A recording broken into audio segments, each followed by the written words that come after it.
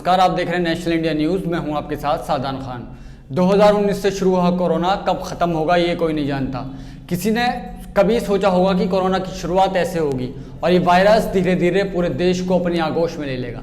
लेकिन जिस तरीके से लगातार कोरोना अपने पांव पसार रहा है, ये वाकई में भयानक है और इसका खामियाजा गरीब मजदूरों को अपनी जान और अपने घर कई हज़ार किलोमीटर पैदल चलकर चुकाना पड़ रहा है। लेकिन किसी ने शायद ही ऐसा सोचा होगा कि गरीबों को सड़क देने वाली सरकार उनकी कब्र भी उसी सड़क पर बनाएगी। अगर कोरोना के आंकड़ों पर ध्यान दिया जाए तो कोरोना ने अपना कहर सबसे पहले गुजरात में बरपाना शुरू किया था, जो अभी भी जारी है। लेकिन सरकार ने क्या किया, सरकार ने किसका हाथ थामा, किसे उनके घर तक पहुंचाया, इन सब पर ध्यान दिया जाए तो परिणाम शून्य निकल कर आएगा। खैर, ये तो एक अलग बात हुई। सरकार काम कर रही है और ना करने दे रही है, लेकिन जो कर रहे हैं उन्हें तो करने दे। ऐसा ही कुछ एक बार फिर गुजरात में हुआ, जहां हाई कोर्ट को ही सरकार को फटकार लगाना भारी पड़ गया। ये कितना वाजिब है, आप खुद ही सोचिए।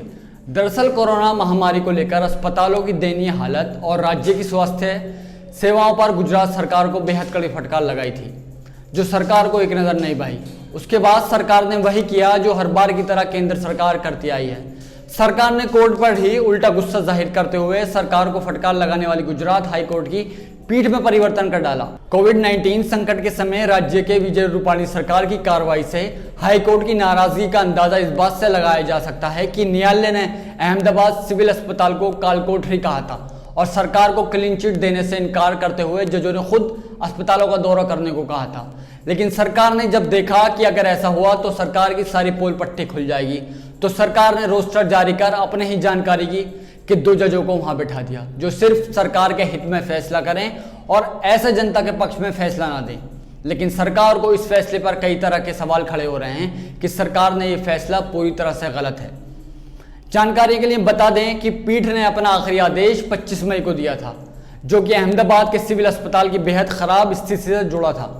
इससे पहले पीठ ने 22 मई को प्रवासी मजदूर की हालत, ज्यादा से ज्यादा लोगों का कोरोना टेस्ट करना, प्रवासी मजदूरों को ट्रेन किराया भरना, प्राइवेट अस्पतालों की ओर से अधिक फीस वसूलने जैसे मामलों पर निर्देश जारी किया था।